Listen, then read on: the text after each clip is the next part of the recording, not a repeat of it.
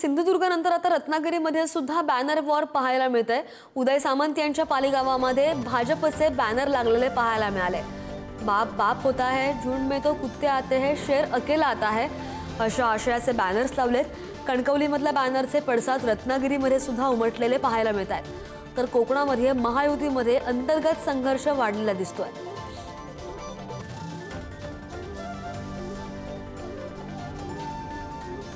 आत्मे आपण पाहतो रत्नागिरीमधून हे बॅनर असे लागलेले आहेत। आपण स्क्रीनवर ही दृश्य पाहतोय। सिंधुदुर्गानंतर आता रत्नागिरीमध्ये सुद्धा बॅनर वॉर रंगल्याचं पाहायला मिळत आहे।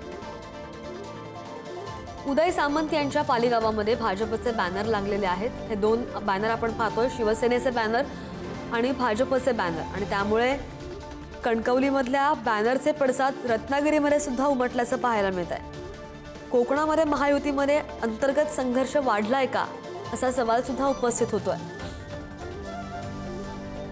आणि या संदर्भात अधिकची माहिती घेऊयात। आमचे प्रतिनिधी राजन चव्हाण आपल्या सोबत आहेत। राजन, हे दोन बॅनर्स आहेत, आपण स्क्रीनवर पाहतोय। महायुतीमध्ये कुठेतरी संघर्ष वाढलाय असं दिसतंय।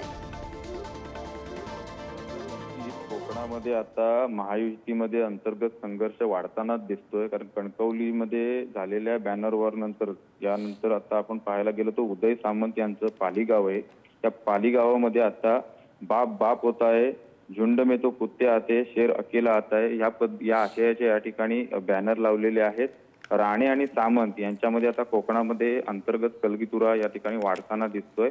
एकंदरीत बघायला गेलं तर नारायण राणे यांना अपेक्षित असं मतदान या रत्नागिरीतून झालेलं नाही असं वक्तव्य देखील त्यांनी केलेलं होतं। आणि त्यानंतर निलेश राणे यांनी देखील काही आक्रमक पद्धतीने या ठिकाणी रत्नागिरीतून झालेल्या मताधिक्याविषयी वक्तव्य केलं होतं। आणि याच पार्श्वभूमीवर आता पाहायला गेलं तर राणे आणि सामंत यांच्यामध्ये आता त्याच पद्धतीनं पूर्ण महायुतीमध्येच कोकणातल्या अंतर्गत संघर्ष वाढतानाची चिन्ह दिसून येत आहेत।